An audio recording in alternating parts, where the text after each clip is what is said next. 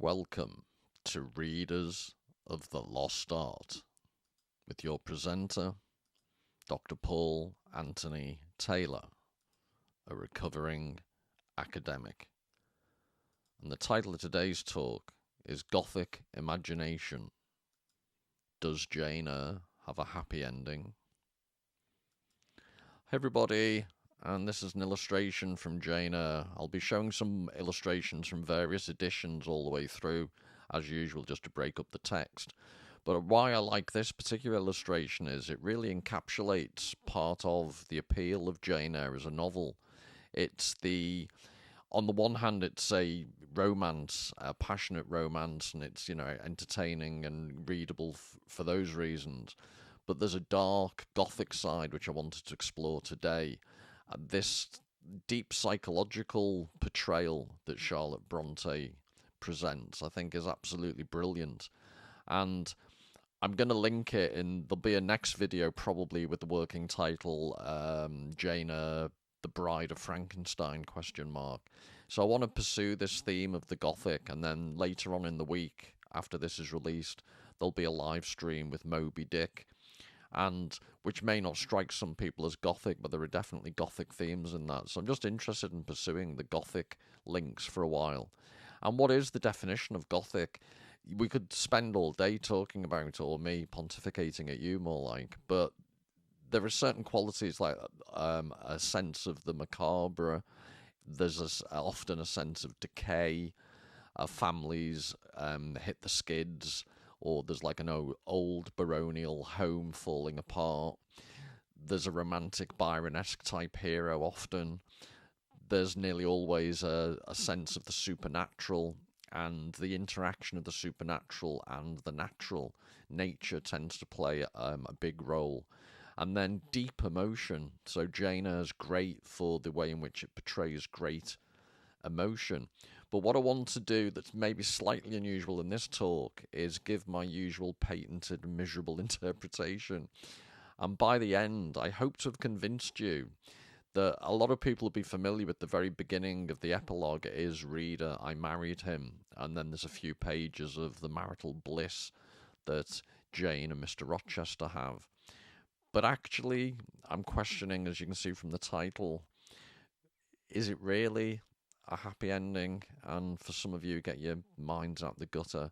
I was aware of the double entendre, but I thought I'd be a bigger person and move past it. But anyway, so let's get stuck in. I do be interested in what you think in the comments about the various illustrations.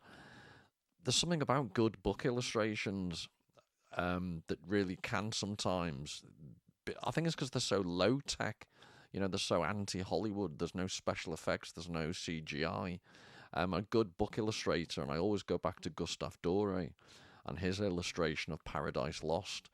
I accept these aren't at that level, the ones I'll be showing you today, but nevertheless, I think they're quite interesting. Right, the concept of there's a monster within, I'm going to claim, with Jane Eyre. So in lots of ways, she's the heroine. Lots of people have lots of sympathy for Jane Eyre, but I want to portray some of the more darker aspects of her character, and also Charlotte Bronte. So I'll give you a couple of excerpts from her journals in which she didn't see herself as an angel, and she had quite a lot of repressed anger, which I'm a bit of an expert on, to be honest. Except in my case, it's not particularly repressed. But the deep psychological, so when I listed those various aspects of what is Gothic, the deep emotion is one aspect that appeals to me, and the way it's expressed with various psychological elements. And typically Gothic novels have a lot of symbolism representing either expressed or repressed emotion. So, the Gothic quality, I'll be briefly talking about that at the beginning, and the concept of interior voices. So I think throughout Jane Eyre, there's a lot going on in her head, and there's the foil of Bertha Mason in the attic, and there are voices coming from the attic. I think that could be interpreted more metaphorically. So Jane Eyre, there's a lot, just to limit myself to saying there's a lot going on in her head. And part of that's explained, as we see in the novel, through the quite traumatic childhood she had, and not like today's, oh, woe is me because, I didn't get my car by the age of 16 or 17. This was genuinely Victorian, not a nice childhood, a lot going on. And I'm absolutely intrigued and fascinated by Charlotte Bronte's portrayal of what we'll see as the Red Room. And I've put another E in parentheses because remember the family she's staying with is called the Reed family. But this Red Room that I'll provide detailed description from the novel about is an amazing portrayal of a psychological condition or a psychological atmosphere. So it's just one of the reasons I think it's a really impressive novel. Is it's the acuity with which Charlotte Bronte presents psychological states and externalizes them, as well as portraying what's going on inside people's heads quite intuitively and expressively.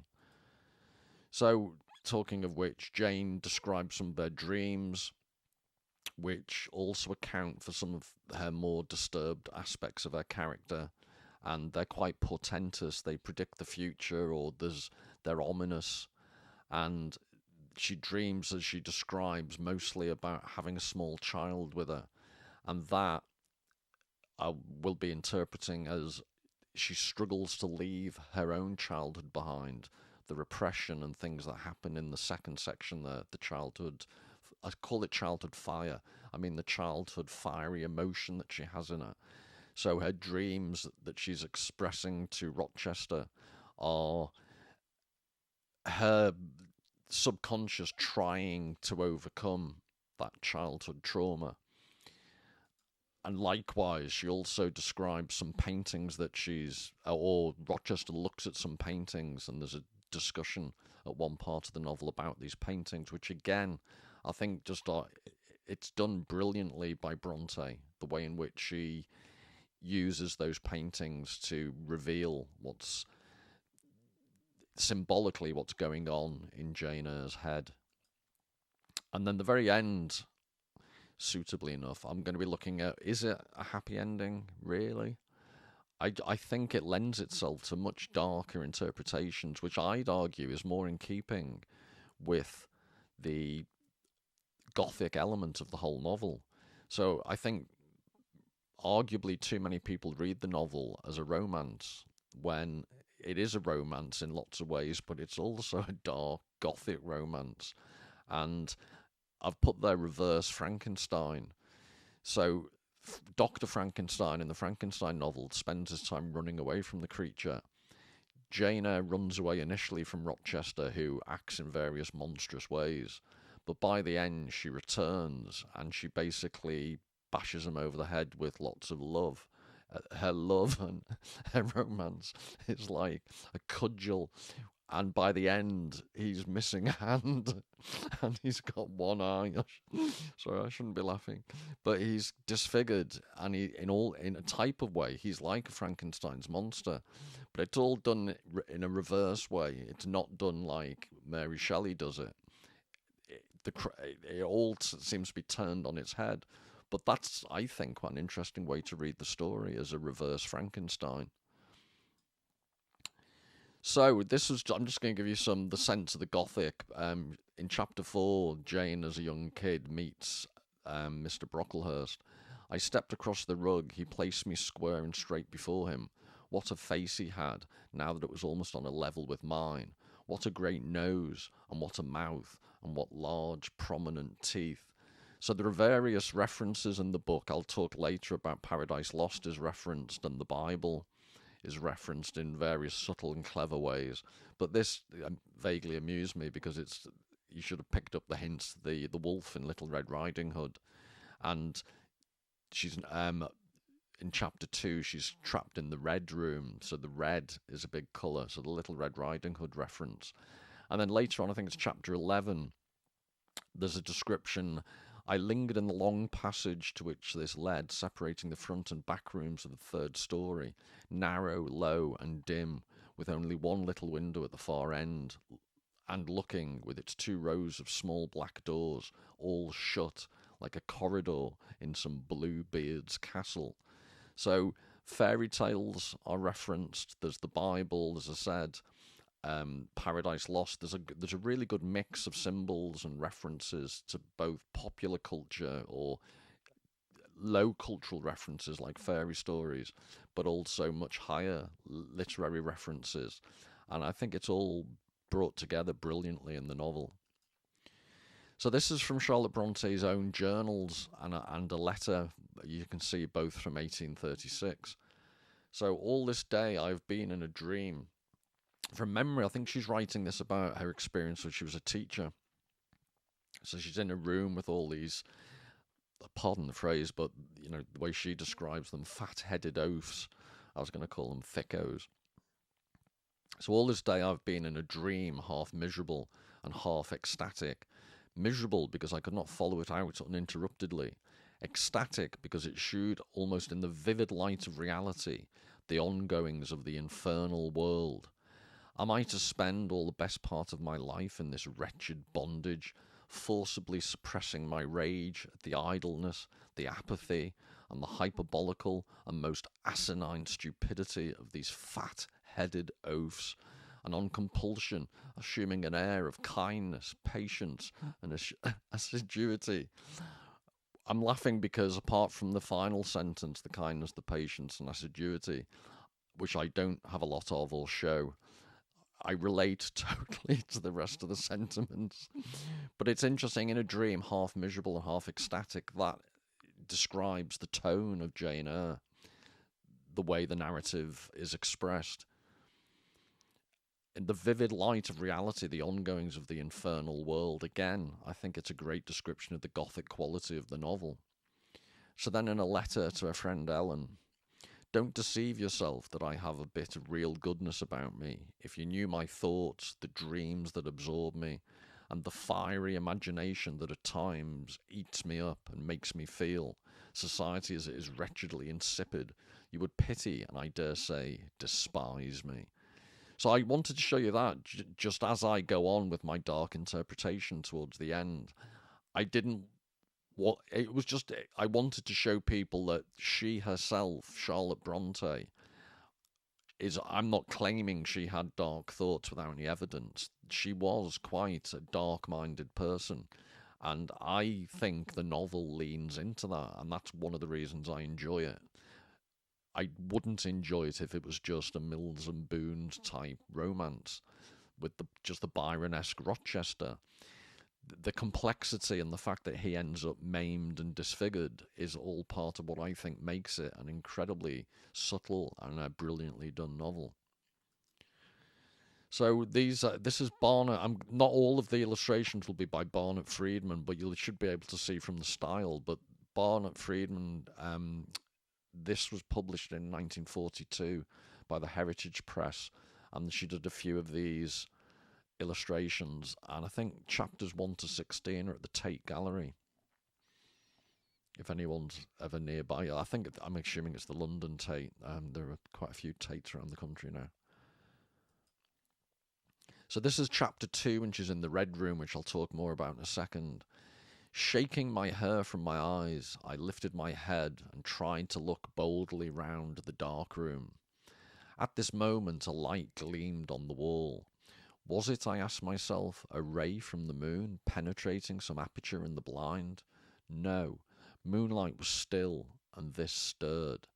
While I gazed, it glided up to the ceiling and quivered over my head. I can now conjecture readily that this streak of light was, in all likelihood, a gleam from a lantern carried by someone across the lawn. But then, prepared as my mind was for horror, shaken as my nerves were by agitation, I thought the swift darting beam was a herald of some coming vision from another world. My heart beat thick, my head grew hot, a sound filled my ears, which I deemed the rushing of wings. Something seemed near me. I was oppressed, suffocated, endurance broke down. I rushed to the door and shook the lock in desperate effort. Steps came running along the outer passage. The key turned. So I'm describing this to give you a sense of the Red Room, this brilliant portrayal of this psychological representation, this place that embodies a psychological feeling of injustice and anger. But the various Gothic elements, the dark room, the ray from the moon is a recurrent theme throughout the novel, and I think it speaks to how Jane, the character, it's her, and it's part of romantic literature, the idea that you're in tune with nature and natural forces in opposition to the repressive forces of civilization. So the moonlight's referenced a couple of times. And this idea, the way in which in Gothic literature, and I think Charlotte Bronte does it brilliantly, the seemingly innocuous or the everyday becomes something more ominous and macabre. So it glided up the ceiling, quivered over my head. It's describing this. She actually says herself, in all likelihood, all it was a gleam from a lantern, but it takes on this pseudo supernatural power. And she admits, prepared as my mind was for horror. So she's in this susceptible mood to seeing things that aren't there. I thought the swift darting beam was a herald of some coming vision from another world. If you remember that phrase, the swift darting beam, later on there's a reference to a obscure reference, because I don't think she makes it explicitly in the text. But in Paradise Lost, death is described, and death is carrying some type of dart. So there are these very subtle references all the way through the book. Some coming vision from another world, again the supernatural. My heart beat thick. It's, the blood almost congealing, which I deemed the rushing of wings. Again, this, ambiguous wing, the rushing of wings, but there's nothing determinate. Something seemed near me. It's ambiguous, it's threatening, it's ominous. I was oppressed, suffocated, endurance broke down. I think all of this is just a brilliant encapsulation of the general tone of her psychological condition throughout the book. And just an example of the dark, this could be Wuthering Heights, but it's of the time, the way the elements and the reference to the lantern. I just like the way the illustration captures the oppressive that she's describing. She's suffocating. It's oppressive. It's the darkness throughout the novel. And again, this is all just about the general Gothic atmosphere. So in chapter 11, there's this description of a four-poster bed. All these relics gave to the third story of Thornfield Hall the aspect of a home of the past, a shrine of memory. I liked the hush, the gloom, the quaintness of these retreats in the day, but I by no means coveted a night's repose on one of those wide and heavy beds, shut in, some of them with doors of oak, shaded others with wrought old English hangings, crusted with thick work, portraying effigies of strange flowers and stranger birds and strangest human beings, all which would have looked strange indeed by the pallid gleam of moonlight. So again, this Gothic reference to the moon. But also, I like the way what by day, a bit like Hong Kong Phooey, by day it's unassuming and unprepossessing. There's nothing overtly threatening.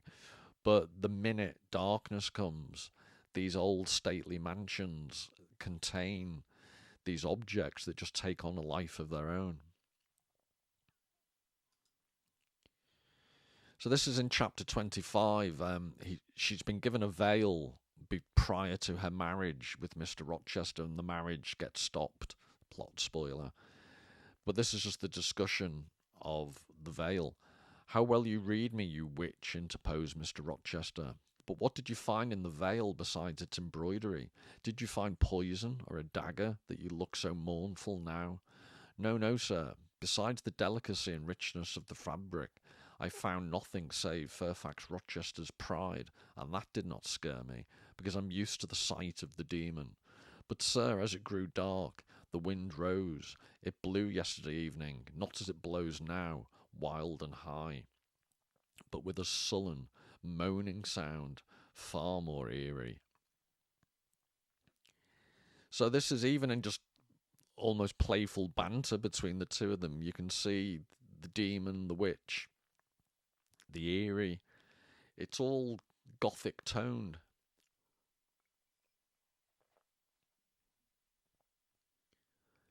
And then just for references, the where are we when it says with a sullen moaning sound is in quotation marks. That's a reference to a Walter Scott poem, the lay. Is it the Lay of the Last Minstrel? Walter Scott.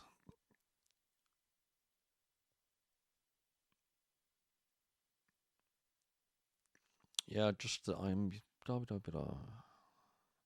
It blew yesterday evening, not as it blows now, wild and high, but with a sullen moaning sound.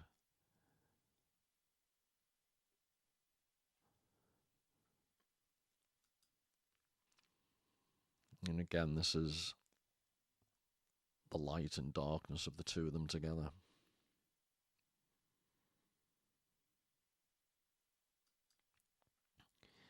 So this is chapter 3 after she's come out of the Red Room. The next thing I remember is waking up with a feeling as if I'd had a frightful nightmare and seeing before me a terrible red glare crossed with thick black bars. I heard voices too, speaking with a hollow sound, and as if muffled by a rush of wind or water, agitation, uncertainty, and an all-predominating sense of terror confused my faculties. Ere long, I became aware that someone was handling me, lifting me up and supporting me in a sitting posture, and that more tenderly than I had ever been raised or upheld before. I rested my head against a pillow or an arm and felt easy. In 5 minutes more, the cloud of bewilderment dissolved. I knew quite well that I was in my own bed and that the red glare was the nursery fire. So by the end of the paragraph, it becomes clear what the red glare is. But the terrible red glare,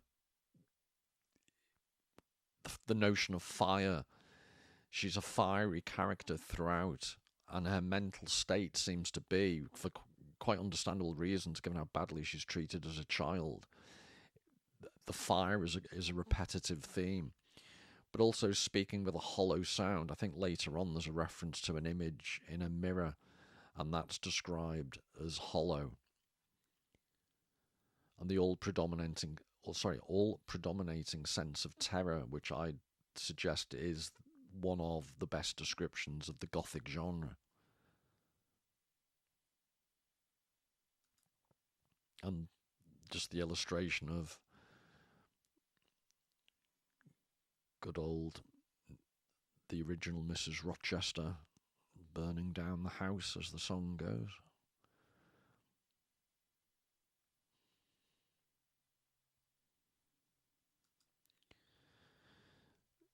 So this is, Jane's just argued with Mrs Reed, and this is towards the end of chapter 4. I was left there alone, winner of the field. It was the hardest battle I had fought and the first victory I had gained. I stood a while on the rug where Mr Brocklehurst had stood and enjoyed my conqueror's solitude. First I smiled to myself and felt elate, but this fierce pleasure subsided in me as fast as did the accelerated throb of my pulses. A child cannot quarrel with its elders as I had done, cannot give its furious feelings uncontrolled play as I had given mine, without experiencing afterward the pang of remorse and the chill of reaction. A ridge of lighted heath, alive, glancing, devouring, would have been a meet emblem of my mind when I accused and menaced Mrs Reed. The same ridge, black and blasted after the flames are dead, would have represented as merely my subsequent condition when half an hour's silence and reflection had shown me the madness of my conduct and the dreariness of my hated and hating position. So again, a ridge of, I just love the description, a ridge of lighted heath, alive, glancing, devouring, would have been an appropriate emblem of my mind, or suitable. The same ridge, black and blasted after the flames are dead. So throughout the novel, her emotions range from the fiery to the cold, or the contrast between the fire and ice is a theme throughout the novel. So Saint John is the God-fearing character later on who acts as the contrast or the foil for Mr Rochester, and he largely represents the ice.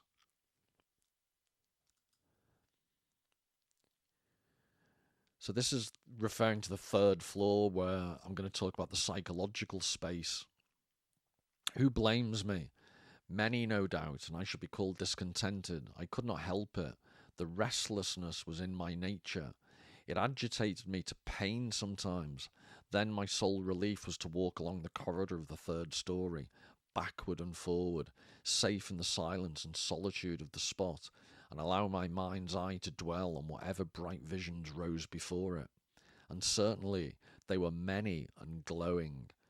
To let my heart be heaved by the exultant movement which, while it swelled it in trouble, expanded it with life, and best of all, to open my inward ear to a tale that was never ended, a tale my imagination created and narrated continuously, quickened with all of incident, life, fire, feeling that I desired, and had not in my actual existence. So the description of her mindset, and remember, on the third floor, not far from where she's pacing backwards and forwards, is Bertha Mason. You've got this genuinely insane woman. So the feveredness, the febrile nature of Jane's mind is brilliantly represented, but also there's the notion of the creative artist. I'd suggest this is almost sublimating what Charlotte Bronte feels as a creative artist. Allow my mind's eye to dwell on whatever bright visions rose before it.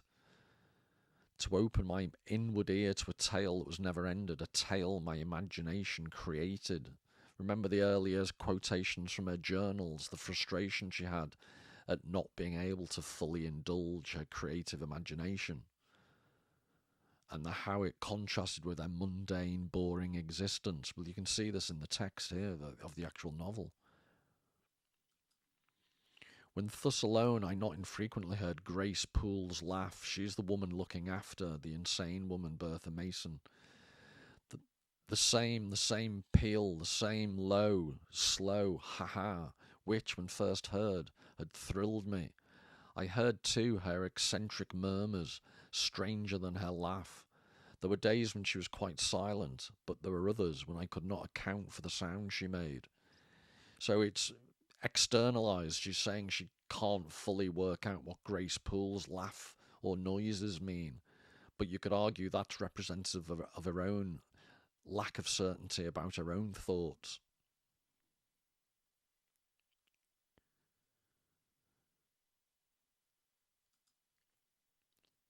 So this, I'm shifting around the chronology, so apologies for jumping about, but this is back to chapter 2 in the Red Room, which I think is just, I said at the beginning, a brilliant description of a psychological condition or atmosphere. They went, shutting the door and locking it behind them. So this is now the Red Room that she's locked in as a child. The bedroom was a spare chamber, very seldom slept in. I might say never, indeed, unless when a chance influx of visitors at Gateshead Hall rendered it necessary to turn to account all the accommodation it contained. Yet it was one of the largest and stateliest chambers in the mansion. A bed, supported on massive pillars of mahogany hung with curtains of deep red damask, stood out like a tabernacle in the centre. The two large windows with their blinds always drawn down were half shrouded in festoons and falls of similar drapery. The carpet was red. The table at the foot of the bed was covered with a crimson cloth. The walls a soft fawn colour with a blush of pink in it. The wardrobe, the toilet table, the chairs were of darkly polished old mahogany. So it's all deep, and so the darkly polished old mahogany, you can think of when you see really old mahogany that's polished, it's almost like a dark mirror. But then the religious symbolism, the tabernacle in the centre, the shrouded in festoons, almost like funeral shrouds.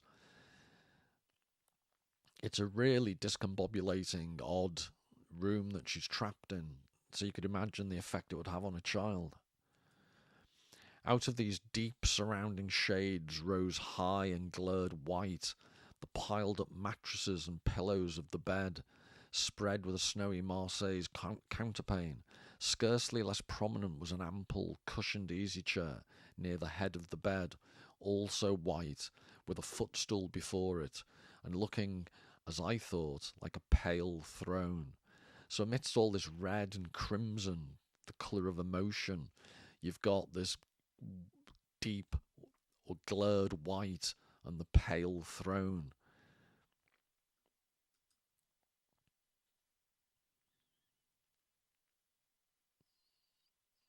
I think this is from 1955, Linton Lamb.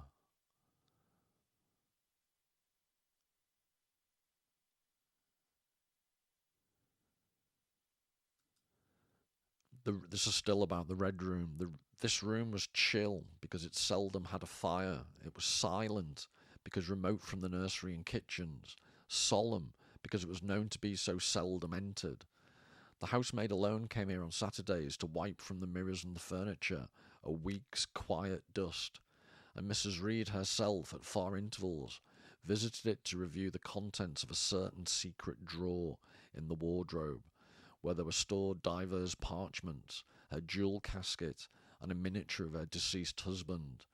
And in those last words lies the secret of the Red Room, the spell which kept it so lonely in spite of its grandeur. Mr. Reed had been dead 9 years. It was in this chamber he breathed his last. Here he lay in state, hence his coffin was borne by undertakers' men, and since that day a sense of dreary consecration had guarded it from frequent intrusion. Can I just get out the way the Freudian interpretation, where phrases like so seldom entered the secret drawer and guarded it from frequent intrusion. I will just leave that thought hanging out there.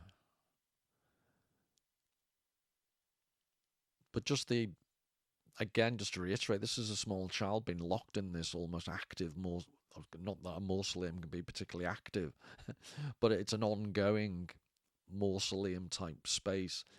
And I just love the phrase, a week's quiet dust. Because in amongst all the melodramatic writing, there's sometimes just brilliant little phrases like that, a week's quiet dust.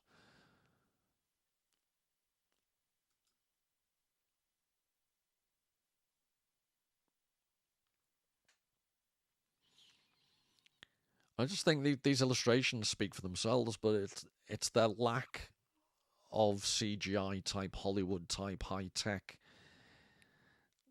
I think book illustrations work brilliantly sometimes because they're not trying to be photographic, they're not trying to give you all that detail, they're just trying to capture the essence of the atmosphere. And I think some of these illustrations do that really well.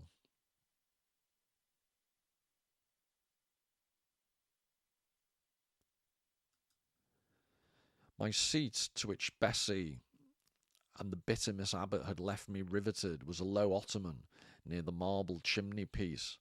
The bed rose before me. To my right hand there was the high dark wardrobe with subdued, broken reflections, varying the gloss of its panels. To my left were the muffled windows. A great looking-glass between them repeated the vacant majesty of the bed and room. I was not quite sure whether they had locked the door, and when I dared move, I got up and went to see. Alas, yes, no jail was ever more secure. Returning, I had to cross before the looking-glass. My fascinated glance involuntarily explored the depth it revealed. All looked colder and darker in that visionary hollow than in reality. And the strange little figure there gazing at me, with a white face and arms specking the gloom, and glittering eyes of fear moving where all else was still, had the effect of a real spirit. I thought it like one of the tiny phantoms, half fairy, half imp. Bessie's evening stories represented as coming out of lone, ferny dells in moors and appearing before the eyes of belated travellers. I returned to my stool. I've included in the playlist I'm calling it Gothic Imagination, but in the playlist I've included things like an early video I did on this channel about the psychology of mirrors, because it relates to this type of stuff.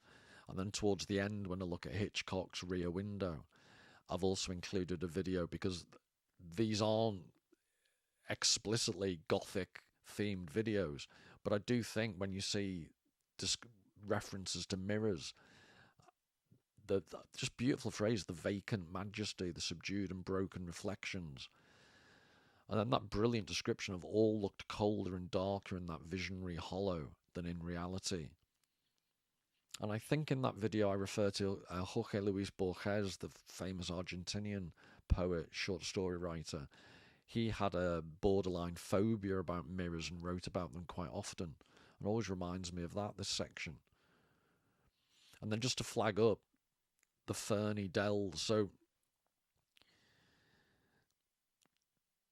a lot of the place names in the book are quite emblematic, but ferny dells and moors later on, they go to live in a place called Ferndean Manor in the middle of the forest, the woods, so away from all the negative aspects of civilization. But ferny dells and moors, at one part of the novel she goes to a house for refuge called Moor House, and I think it's also referred to as Marsh End. So these type of places are very important in the novel to represent psychological conditions or events, and you can see them prefigured here in the description. But this is a brilliant illustration of that previous description of the pale arms looking back at herself in the mirror.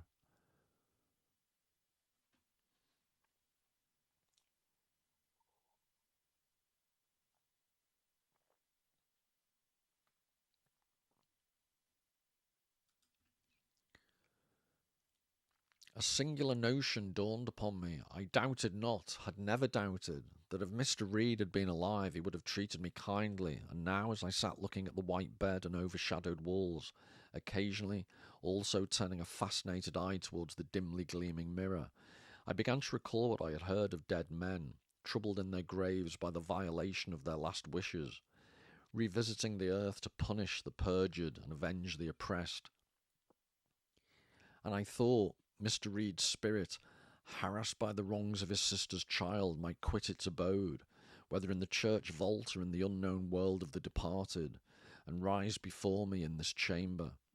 I wiped my tears and hushed my sobs, fearful lest any sign of violent grief might waken a preternatural voice to comfort me, or elicit from the gloom some haloed face bending over me with strange pity. This idea, consolatory in theory, felt would be terrible if realised. With all my might, I endeavoured to stifle it. I endeavoured to be firm. So the gloom, some haloed face bending over me with strange pity. Later on, Bertha Mason comes to visit her in her room, and it also has resonances with Dr. Frankenstein, when the creature leans over his bed in that novel.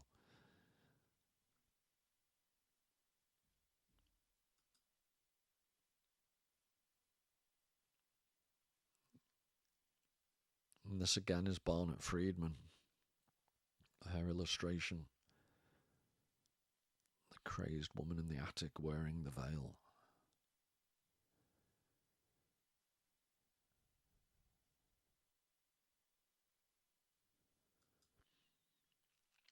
So this is from chapter 25. The cards of address alone remain to nail on. So she's about to get married and she's been given address cards to send the luggage to when they leave the manor.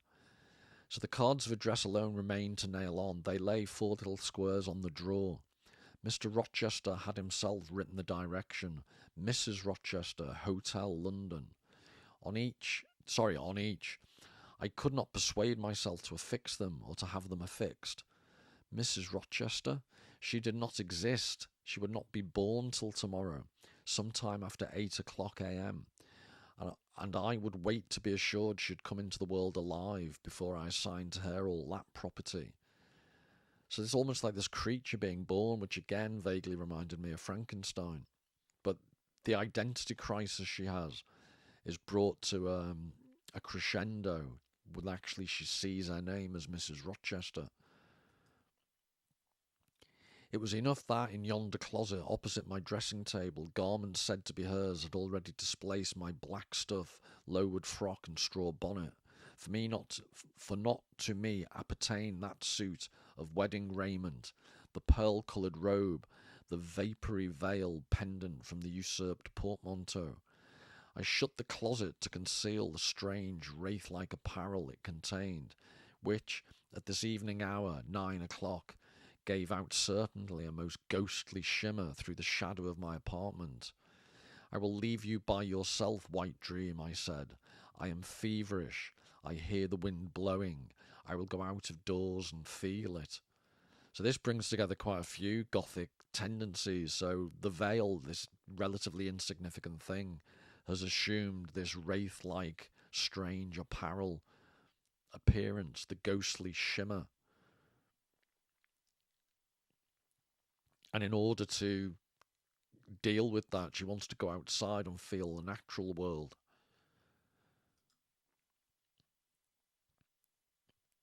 This is the depiction of Mad Bertha.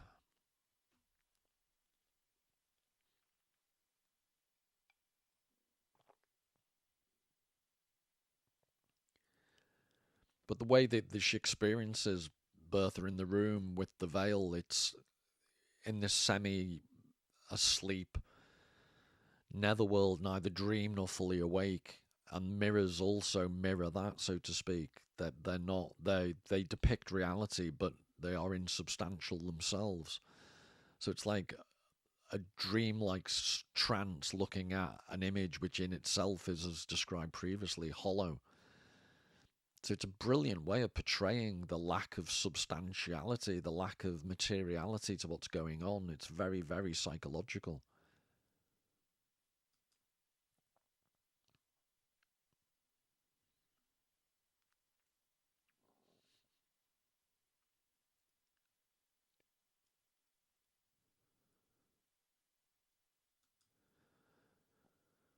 So this is chapter 25. It was not without a certain wild pleasure.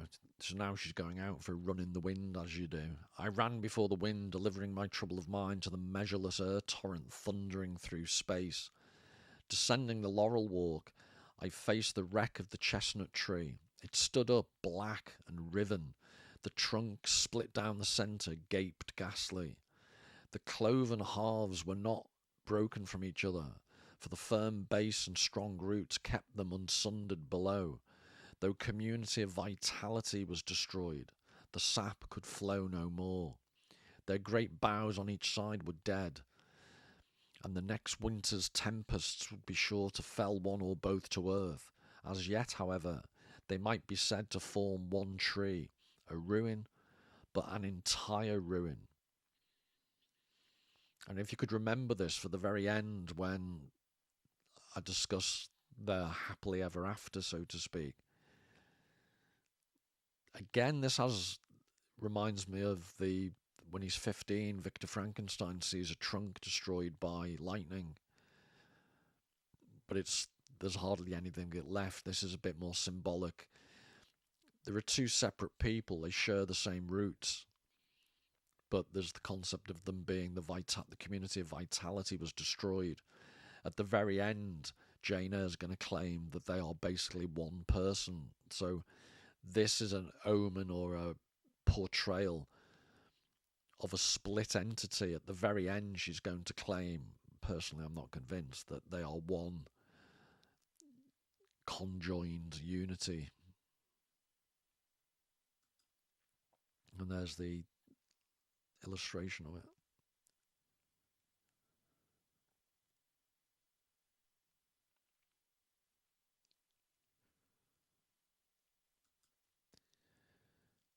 So again, this is all chapter 25, but this is an example of externalized emotionality. You did right to hold fast to each other, I said. She's now talking to the tree, as you do. You did right to hold fast to each other, I said, as if the monster splinters were living things and could hear me. I think, scathed as you look, and charred and scorched, there must be a little sense of life in you yet, rising out of that adhesion at the faithful, honest roots. You will never have green leaves more, never more see birds making nests and singing idylls in your boughs. The time of pleasure and love is over with you, but you are not desolate. Each of you has a comrade to sympathise with him in his decay.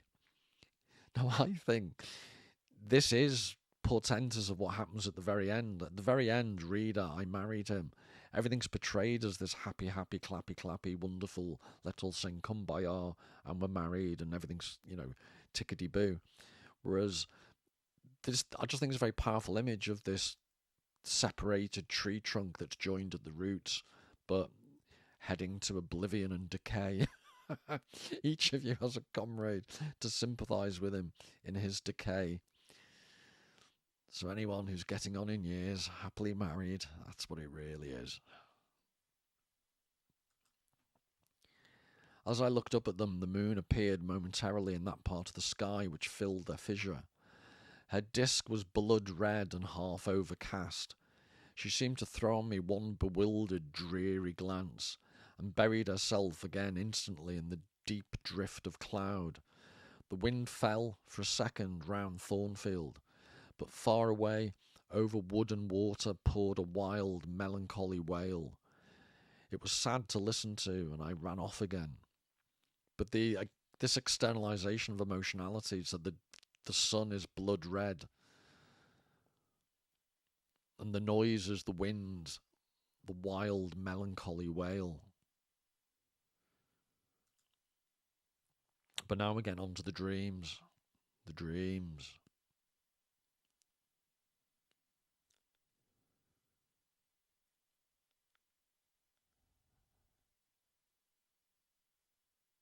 And I'm not a great interpreter of dreams, but I think if you're falling in a dream, it's not a good thing.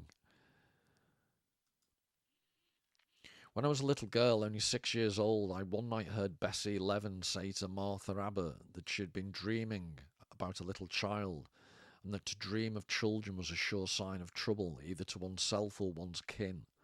The saying might have been worn out of my memory had not a circumstance immediately followed, which served indelibly to fix it there.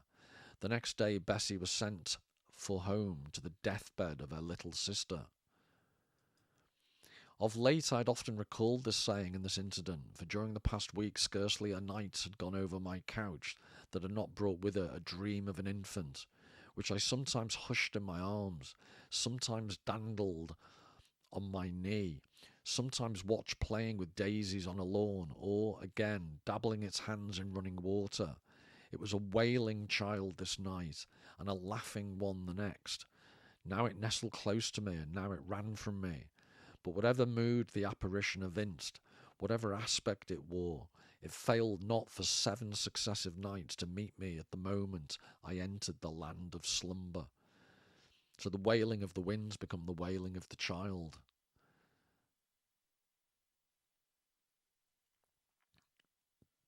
But this dream, I think I mentioned at the beginning the idea that it's her own, the child represents her own inner child that she's struggling to let go of so she can move into an adult relationship with Rochester. So she's being haunted by her own past. On sleeping, I continued in dreams the idea of a dark and gusty night, always with the wind. I continued also the wish to be with you. She's now talking to Rochester. And experienced a strange, regretful consciousness of some barrier dividing us. During all my first sleep, I was following the windings of an unknown road. Total obscurity environed me. Rain pelted me. I was burdened with the charge of a little child, a very small creature, too young and feeble to walk, and which shivered in my cold arms and wailed piteously in my ear. I thought, sir, that you were on the road a long way before me. and I strained every nerve to overtake you, and made effort on effort to utter your name and entreat you to stop. But my movements were fettered, and my voice still died away inarticulate, while you, I felt, withdrew further and further every moment. So again, without trying to tax the relevance to Frankenstein, there's the chase in Frankenstein where they're rambling all over the North Pole in pursuit of each other. And this is her dream. But again, it's relevant by the end because she captures him. She definitely finds him by the end. All the dreams are going on quite a lot here. I dreamed another dream, sir, that Thornfield Hall was a dreary ruin, the retreat of bats and owls. I thought that of all the stately front, nothing remained but a shell-like wall, very high and very fragile looking. I wandered on a moonlight night, again with the moon, through the grass-grown enclosure within. Here I stumbled over a marble hearth, and there over a fallen fragment of cornice. Wrapped up in a shawl, I still carried the unknown little child. I might not lay it down anywhere. However tired were my arms, however much its weight impeded my progress, I must retain it. I heard the gallop of a horse at a distance on the road. I was sure it was you, and you were departing for many years and for a distant country. I climbed the thin wall with frantic, perilous haste, eager to catch one glimpse of you from the top. The stones rolled from under my feet. The ivy branches I grasped gave way. The child clung round my neck in terror and almost strangled me. At last I gained the summit. I saw you like a speck on a white track, lessening every moment. The blast blew so strong I could not stand. I sat down on the narrow ledge. I hushed the scared infant in my lap. You turned an angle of the road. I bent forward to take a last look. The wall crumbled. I was shaken. The child rolled from my knee. I lost my balance, fell, and woke.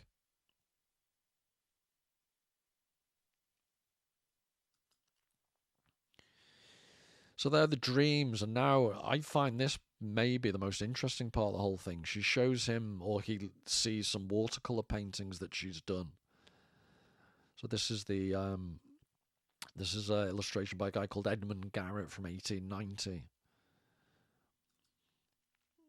And then I'm not clear that's supposed to be so phallic, but this was an Edward Wilson from 1944. So this is Rochester looking at the watercolours. But if I can just explain, actually,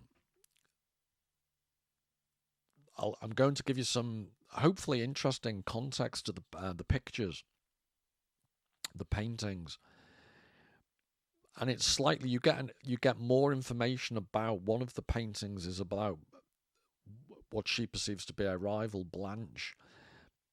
But you get, I think it's a couple of chapters later, you get more of an explanation as to why she painted what she did. So I'm going to provide you with that first, and then the discussion of the paintings. So this is chapter 16. This comes after Rochester's looked at the paintings.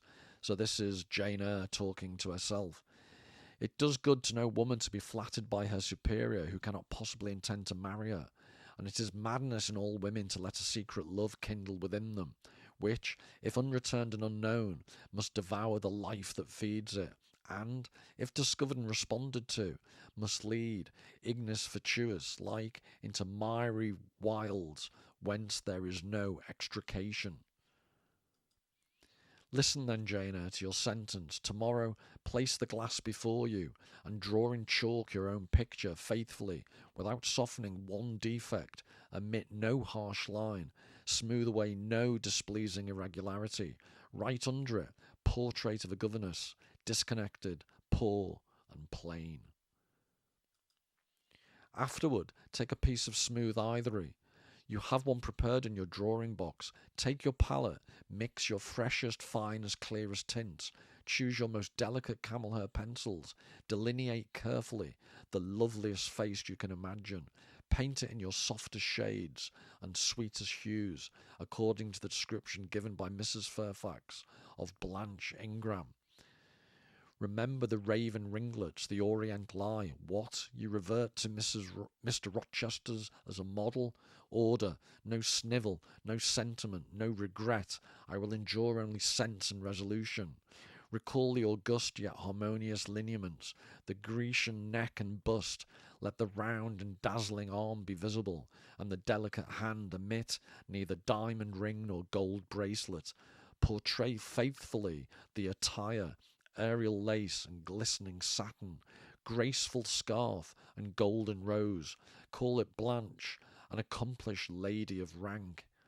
So this is the explanation as to the jealousy, as to why she did the watercolour painting. So now this is Rochester earlier on, having looked at the picture. He spread the pictures before him and again surveyed them alternately, so there's 3 of them. While he is so occupied, I will tell you, reader, what they are, and first I must premise that they are nothing wonderful. The subjects had indeed risen vividly on my mind, as I saw them with the spiritual eye, before I attempted to embody them. They were striking, but my hand would not second my fancy, and in each case it had wrought out but a pale portrait of the thing I had conceived. And I think just generally in terms of creativity, if anyone, not that I've done any art, but I know some of the subscribers are artists, whenever I've tried to write something or even do these videos, what you think in your head you try to do, it's never quite as good in the actual reality. And I think that's a great description, a pale portrait of the thing I had conceived. My hand would not second my fancy. These pictures were in watercolours. The first represented clouds low and vivid, rolling over a swelled sea. All the distance was in eclipse. So too was the foreground, or rather the nearest billows, for there was no land. One gleam of light lifted into relief a half-submerged mast, on which sat a cormorant, dark and large, with wings flecked with foam. Its beak held a gold bracelet set with gems that I had touched with as brilliant tints as my palette could yield, and as glittering distinctness as my pencil could impart. Sinking below the bird and mast, a drowned corpse glanced through the green water. A fair arm was the only limb clearly visible, whence the bracelet had been washed or torn. So the cormorant, dark and large, I'll talk about in a second, but this is, as you've seen from the description that she gave a couple of chapters later, the motivation for this is Blanche. She's trying to, almost her deepest recesses, she's done a painting, and the cormorant, dark and large. This is some of the references behind the notion of the cormorant. So this is Leviticus. And I shouldn't laugh, but as I go, basically it's a series of injunctions of the birds you're not allowed to eat. Now, I understand they didn't have in biblical times KFC, but I struggle to think of how many people would have been really, peckish and fancying a cormorant. But these are all the birds you're not allowed to have deep fried or with a crispy coating, the cormorant being one of them. So that's Leviticus chapter 11. Also Deuteronomy chapter 14. It's almost word for word the same description of the birds you cannot have. So this is Zephaniah, and it's in relation to the destruction of Assyria, is the context. And flocks shall lie down in the midst of her, all the beasts of the nations, both the cormorants, there you go, and the bittern, you're not allowed to have them, shall lodge in the upper lintels of it. Their voice shall sing in the windows, desolation shall be in the thresholds, for he shall uncover the cedar work. So just as you've got Bertha Mason in the belfry in the attic, I'd suggest that the cormorant is a combination of Bertha Mason, this ex-insane wife of Rochester, although he basically denies that he's properly married to her, and Blanche is this devilish rival. And I use the word devilish advisedly, as we'll soon see. So this is from Milton's Paradise Lost. Thence up he flew, and on the tree of life, the middle tree, and the highest there that grew, sat like a cormorant. This is a description of Satan.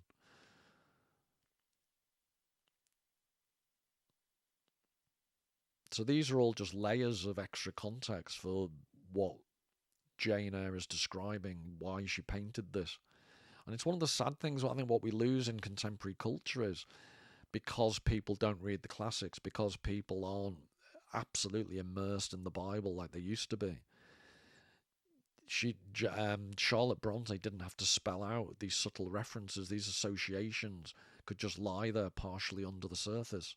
But unfortunately for contemporary people, you have to do the research and you have to dig them out. The second picture contained for foreground only the dim peak of a hill, with grass and some leaves slanted as if by a breeze. Beyond and above spread an expanse of sky, dark blue as at twilight. Rising into the sky was a woman shaped to the bust, portrayed in tints as dusk and soft as eye could combine. The dim forehead was crowned with a star. The lineaments below were seen as through the suffusion of vapour. The eyes shone dark and wild, the hair streamed shadowy, like a beamless cloud torn by storm, or by electric travail. On the neck lay a pale reflection like moonlight. The same faint lustre touched the train of thin clouds from which rose and bowed this vision of the evening star.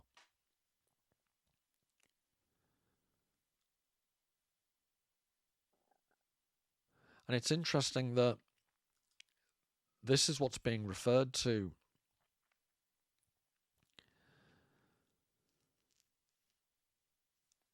So it's Selene is the goddess of the moon in Greek mythology, and Endymion is the rather fetching youth lying legs akimbo on the floor. And she falls in love with him, but it's given the importance of the moon all the way through. I've emboldened in the text as we've gone through. But that's what that's a reference to. And this is a John A. Grimshaw, it's a private collection from 1879, this particular painting. But what's interesting is in the actual novel, Jane Eyre doesn't mention this is Mount Latmos this takes place on, so it's the goddess Selene and Endymion.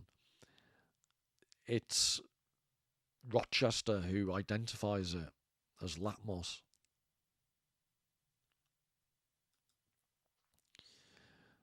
And this is my favourite. The third showed so this is the third watercolour. The third showed the pinnacle of an iceberg piercing a polar wintry sky. A muster of northern lights reared their dim lances close serried horizon. Throwing these into distance rose in the foreground a head, a colossal head, inclined toward the iceberg and resting against it. Two thin hands joined under the forehead and supporting it drew up before the lower features a sable veil.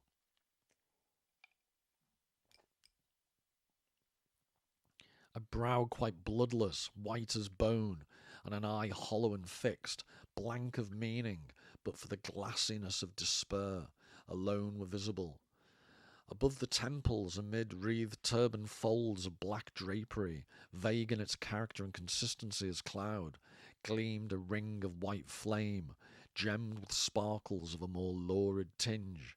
This pale crescent was the likeness of a kingly crown.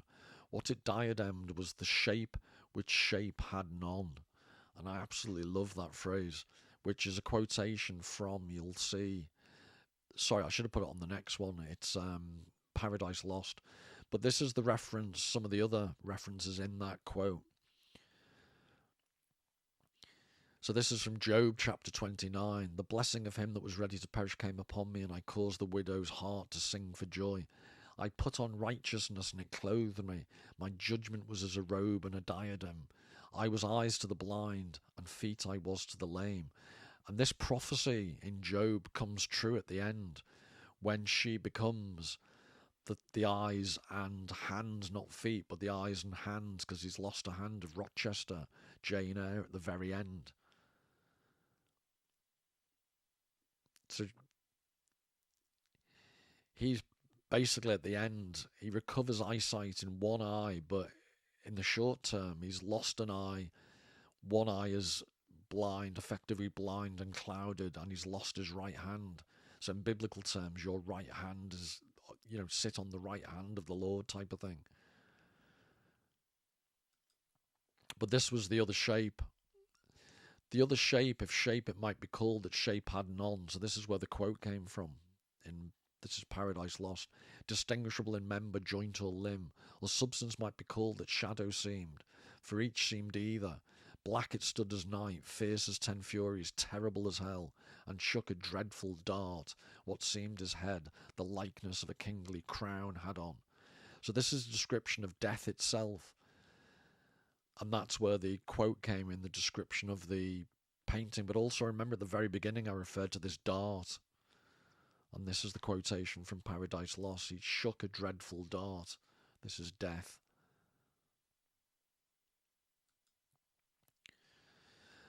So to start summing up, I want to just finish by talking about the links of all this you could make. Was the ending really happy? Reader, I married him. So this is Rochester talking about these paintings. Were you happy when you painted those pictures? I was absorbed, sir, yes. And I was happy. To paint them, in short, was to enjoy one of the keenest pleasures I've ever known. And I know it's only a small little piece of dialogue, but I am fascinated with this notion of the way she describes pure happiness is in the absorption of creation in an artistic sense. And without wanting to project too much, I'm pretty sure that's what Charlotte Bronte is talking about, the absorption of her writing, which the very early quotes showed made her ecstatic when she felt she could pursue it. And the corollary of that is when she wasn't allowed to be creative, it was the absolute angst that she felt. But given, I'm not sure two things unnecessarily can be true at the same time. I'm just curious as to whether this is a real pleasure. And the way in which the ending, the epilogue describes her married bliss, the cynic in me doubts whether that is the true happiness it's portrayed as.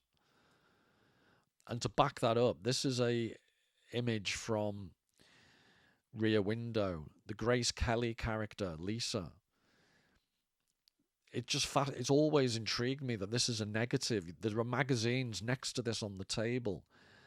And on the magazine, she's a famous actress at the time, or model. In the actual film, she's on the front of a fashion magazine. But he has the photographic negative, and it's almost like wraith-like. I wouldn't say demonic, but it's almost ghostly-like. And given all the ghostly apparitions that occur in Jane Eyre, this made me think of it. And then this is the first time you see the Lisa character in Rear Window. Scotty here is crippled, he's got a broken leg. And so she lets herself into his apartment, and you see the shadow on his face. And this huge face just appears, and it's called, I think, in the technical cinematic language, a Hitchcockian blot. I'm thinking, is it Marnie? If you think of the film Marnie, at the end of the street, there's this huge, and it's obviously painted, it's fake, but there's this huge painting of a ship. It's like a terraced street, narrow terraced street, and at the very end is this massive ship in this port, and it completely dominates the scene, and it's really oppressive. And he has this tendency to have these oppressive, huge, oversized things. And in this particular film, it's her face comes towards him, blotting out the light, as you can see there. Which I can't but interpret as the oppressive. Remember the quote earlier on from Jane Eyre? She feels oppressed and suffocated. Well, I think this is what's happening here.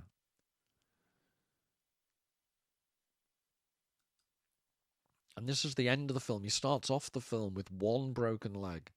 He ends the film with two broken legs.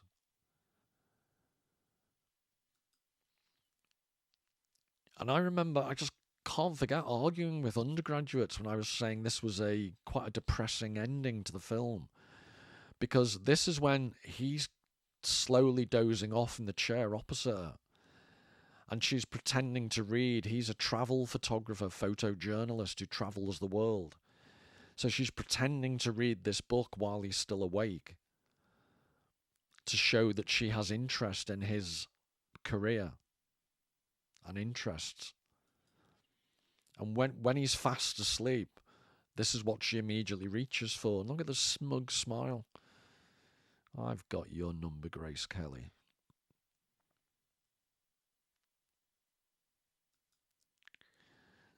So to draw this and make it, this is what I mean by a reverse Frankenstein. This is the epilogue to Jane Eyre.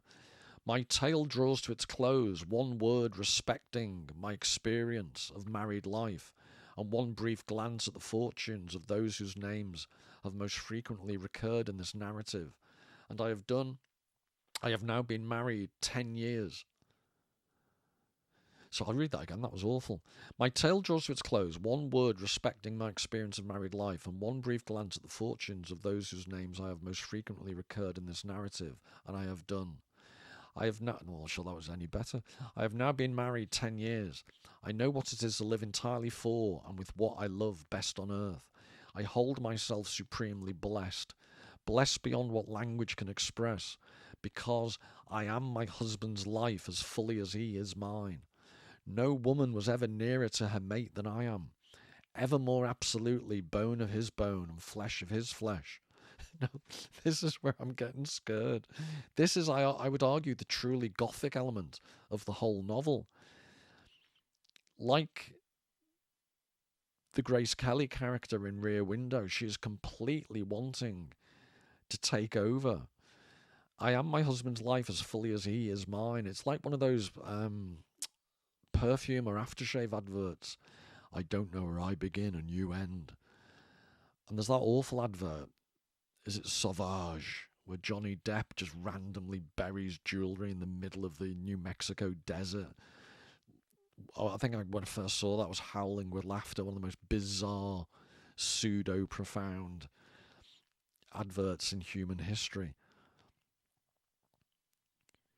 But remember, this is what I want to ask, just begging you to remember, by this stage he's lost an eye, and he's only got one hand. And this is when she feels fully in tune with him. Absolutely bone of his bone and flesh of his flesh. I know no weariness of my Edward's society, because he can't go anywhere. He knows none of mine any more than we each do of the pulsation of the heart that beats in our separate bosoms. Consequently, we are ever together. Help. To be together is for us to be at once as free as in solitude, as gay as in company. We talk, I believe, all day long. He can't get away from you. To talk to each other is but a more animated and an audible thinking. All my confidence is bestowed on him. All his confidence is devoted to me. We are precisely suited in character. Perfect concord is the result. And I understand totally. I can sense people screaming at the screen. I am cynical beyond belief. But I also would just ask you to think of this final. I think Charlotte Bronte was a bright, bright woman. And as I showed you in the initial quotes about the demon within her, it's just too cliched a happy ending if you read it at face value. I would love to have a chat with Charlotte Bronte and say, how tongue-in-cheek is this bit? Because from a certain perspective, this is a living nightmare. And one thing I just like to, just before I really do finish, it's really difficult, and please let me know in the comments if you found images I couldn't. It's really difficult to actually find any depictions of Mr. Rochester maimed, and I couldn't find any with him missing his hand. But this is what he's reduced to by the end, and this is why I call it reverse Frankenstein. He becomes monstrous in his appearance, and that's when Jane Eyre captures him and becomes one with him in that quite disturbingly Gothic way just described. So that's my going away message of misery and cynicism.